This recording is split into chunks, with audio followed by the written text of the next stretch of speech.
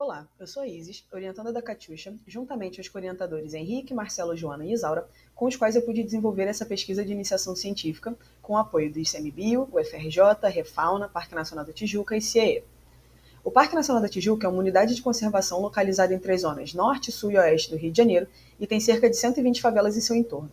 Nesse mapa, nós podemos observar as favelas que participaram da nossa pesquisa: Formiga, Borel, Chácara do Céu, Morro do Andaraí, Morro do Cruz e Borda do Mato.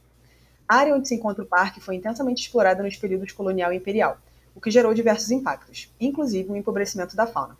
Para restabelecer interações ecológicas e restaurar o ecossistema, atualmente o Refauna promove reintroduções de vertebrados no parque. Para o sucesso dessas reintroduções, é necessário um estudo dos fatores que podem influenciar esse processo. Entre eles, nós temos a interação humano-fauna entre os moradores das comunidades do entorno com a sua fauna silvestre. Esse projeto de iniciação científica busca diagnosticar as percepções de grupos sociais residentes nas comunidades do entorno do Parque Nacional da Tijuca sobre o parque e a sua fauna, para que futuramente nós possamos construir ações de sensibilização e educação ambiental. Em entrevistas com lideranças e questionários aplicados com os moradores em atividades locais, nós investigamos suas percepções sobre a mata e o parque.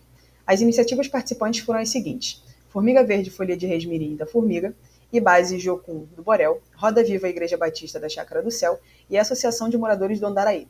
E além dessas, nós também tivemos a participação da Hortas Cariocas da Formiga, mas foi um dia de atividade rotineira, no qual aplicamos o questionário somente.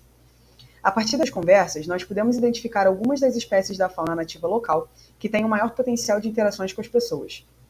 Destacamos as interações com micos estrela, que são corriqueiramente alimentados pelas pessoas, além da apreciação de aves nativas avistadas nessas favelas, principalmente tucanos e passeriformes coloridos. Além dessas, nós pudemos observar alguns conflitos no que diz respeito à fauna. Por esse contato contínuo, alguns animais silvestres se acostumaram com a presença humana, como os macacos prego, que por vezes adentram as casas à procura de alimento. E também foi citado o aumento do aparecimento de cobras, por vezes atrelado ao acúmulo de resíduos domésticos. Além disso, alguns trouxeram a prática comum de captura de aves. Nos próximos slides, nós vamos apresentar algumas falas dos entrevistados.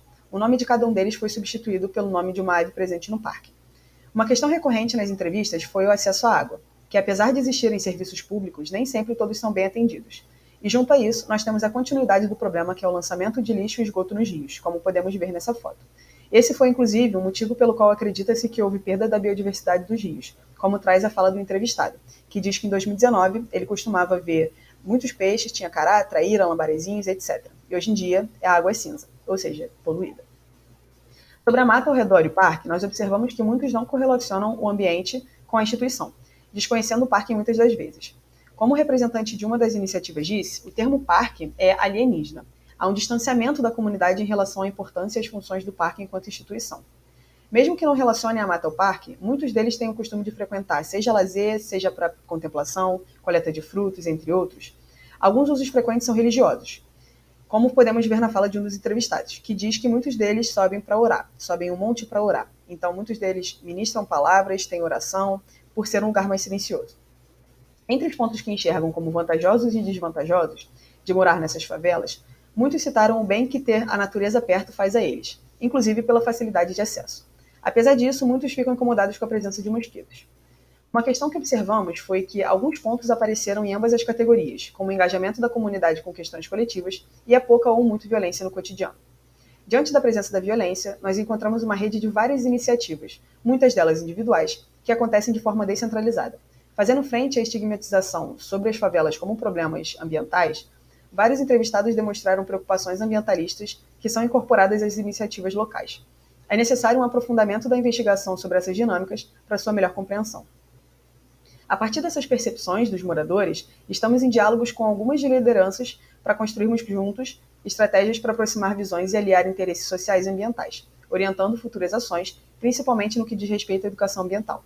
E, além disso, é necessária a divulgação tanto do parque quanto da atuação do órgão gestor, que aparentemente apresenta baixo alcance. Enquanto eu deixo aqui nas nossas referências, eu ressalto a necessidade de garantia do direito à habitação e, junto dela, do lazer para essa população. Na busca por esse equilíbrio entre moradia e preservação ambiental, é necessária a ação pública e política para a garantia de direitos básicos a todos. Agradeço, então, a oportunidade de compartilhar com vocês essa pesquisa e eu deixo mais uma vez o meu agradecimento ao ICMBio, Parque Nacional da Tijuca, o FRJ, CIEE e a toda a equipe que esteve comigo, minhas orientadoras, Gleiciane de Oliveira, Sherlia Carvalho, Krishna Atman, Celso Bredariol e todos os outros voluntários que permitiram que essa pesquisa fosse um sucesso. Muito obrigada.